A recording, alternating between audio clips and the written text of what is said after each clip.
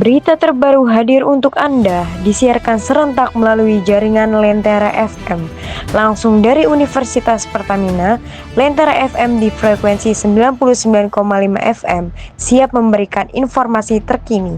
Kini, kita akan terhubung dengan rekan Alan yang bersiap untuk melaporkan. Pilkada 2025 menjadi momentum penting bagi masyarakat untuk memilih pemimpin yang dapat membawa perubahan bagi daerah mereka.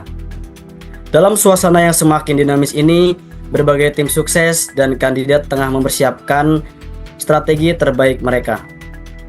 Kami, mahasiswa komunikasi Universitas Pertamina, berkesempatan hari ini untuk berdialog dengan tim sukses dari pasangan calon Bupati dan Wakil Bupati Tangerang nomor urut 2, guna menggali lebih jauh tentang langkah-langkah mereka dalam menghadapi Pilkada 2025. Saat ini kita sudah terhubung dengan Bapak Fauzi Nurgustian. Baik, selamat pagi Bapak Fauzi. Mungkin kita akan mulai dari pertanyaan pertama, yaitu terkait bagaimana strategi tim sukses dalam menarik dukungan pemilih di wilayah Banten yang memiliki keragaman demografis. Di Banten ini untuk pemilihnya ini hampir 50% itu Gen Z ya. Yang perlu diketahui, Gen Z sekarang itu hampir rata-rata mempunyai sifat FOMO. Strategi yang kita lakukan, saya tarik influencer untuk gimana caranya pasangan 02 ini menjadi tren di kalangan Gen Z dan usia di atas 30, 40, 50 sampai dengan 60, biasanya dia milih secara realistis. Dia lihat visi misi, dia lihat rekam jejak, dia lihat ketokohan dan sebagainya. Baik, kita masuk ke pertanyaan kedua ya Bapak Fauzi, yaitu tentang apa sih tantangan terbesar yang dihadapi tim sukses dalam menyelenggarakan kampanye dan bagaimana cara mengatasinya? Tantangan yang kita hadapi yaitu ya biasa di politik itu. Setiap paslon itu kadang cari kebusukan atau kejelekan-kejelekan yang ada di paslon-paslon lain. Ya karena di 02 komitmen dan rekam jejak kita bagus, kita tidak ada track record buruk, ya kita enjoy aja. Kita hadapi dengan senyuman aja. Jadi untuk permasalahan yang terlalu rigid diri kita selalu hadapi dengan santai. Karena kita tidak merasa hal itu terjadi di kelompok kita.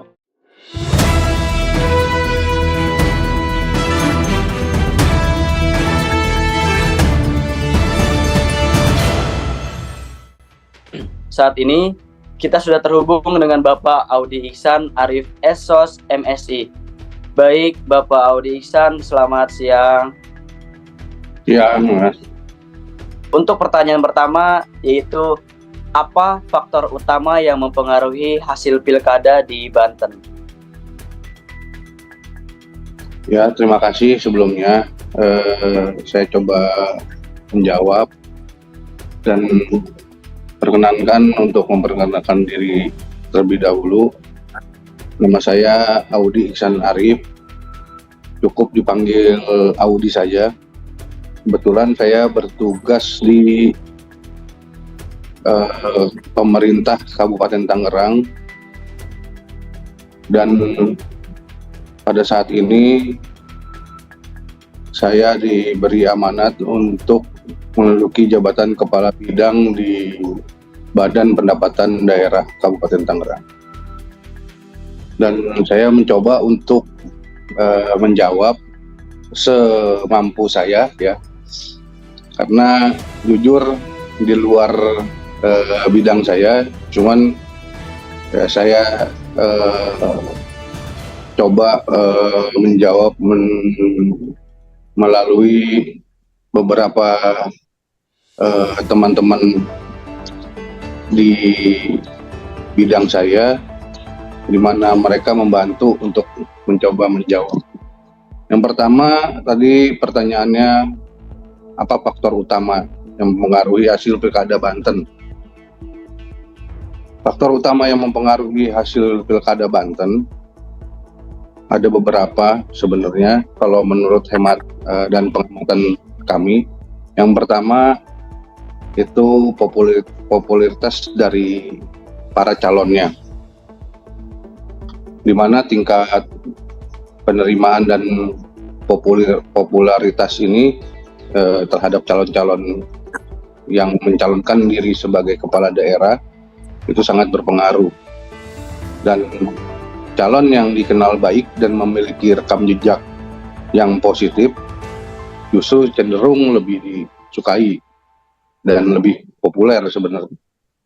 Yang kedua, ada dukungan partai politik, di mana dukungan dari partai politik besar itu dapat memberikan modal sosial dan jaringan yang luas untuk para calonnya, di mana bisa mempengaruhi hasil pemilihannya juga. Lalu yang ketiga ada isu sosial dan ekonomi ya, di mana masalah yang sangat relevan bagi masyarakat kita seperti pengangguran, kemiskinan, dan infrastruktur itu juga menjadi fokus utama dalam kampanye dan mempengaruhi pilihan dari para pemilih. Lalu berikutnya ada juga mobilisasi pemilih ya, di mana strategi untuk meningkatkan partisipasi pemilih termasuk dalam kampanye yang efektif dan penggunaan media sosial itu menurut saya sangat penting ya. Lalu berikutnya ada demografi pemilih, di mana karakteristik pemilih seperti usia, background pendidikan, latar belakang ekonomi juga mempengaruhi dari preferensi politik. Dan juga nggak kalah penting itu sikap dan persepsi publik ya, di mana persepsi masyarakat terhadap kinerja pemerintah sebelumnya dan keinginan untuk adanya perubahan atau kelanjutan kebijakan juga sangat mempengaruhi. Lalu kepercayaan terhadap proses pemilu juga penting, karena tingkat kepercayaan masyarakat terhadap integritas dan transparansi dalam proses pemilu dapat mempengaruhi partisipasi dan pilihan pemilih.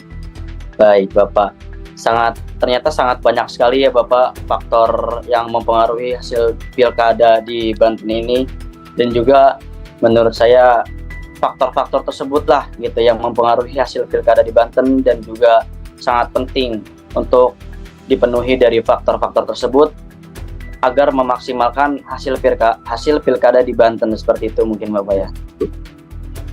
Baik Bapak, kita akan masuk ke pertanyaan kedua, yaitu apa saja isu-isu lokal yang menjadi sorotan utama dalam pilkada Banten?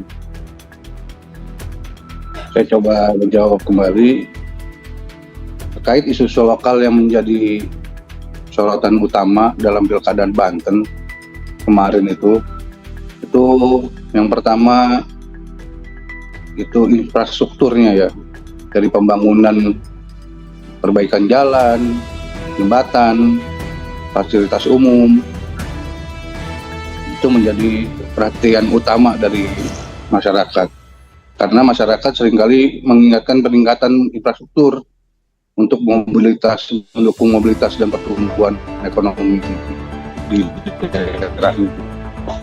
Lalu yang kedua ada pendidikan, itu di mana akses dan kualitas pendidikan termasuk peningkatan sarana dan prasarana sekolah serta program beasiswa pun menjadi isu penting bagi para pemilih. Lalu tidak kalah pentingnya ada isu terkait kesehatan, di mana penyediaan layanan kesehatan yang memadai, akses ke fasilitas kesehatan, lalu program kesehatan terhadap masyarakat, terutama di daerah terpencil, itu menjadi fokus juga terhadap pemilih.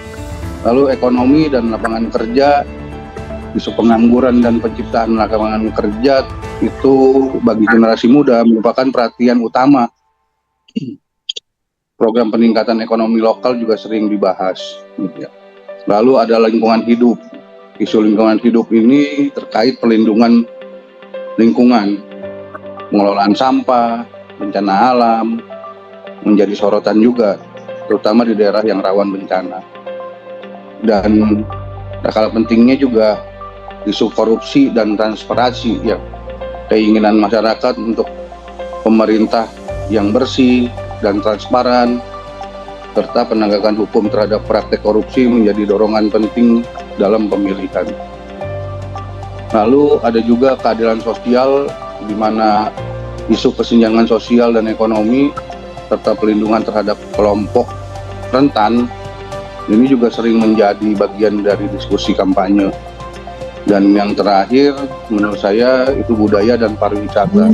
Pembangunan sektor pariwisata dan pelestarian budaya lokal juga menjadi perhatian, di mana terutama untuk meningkatkan pendapatan daerah.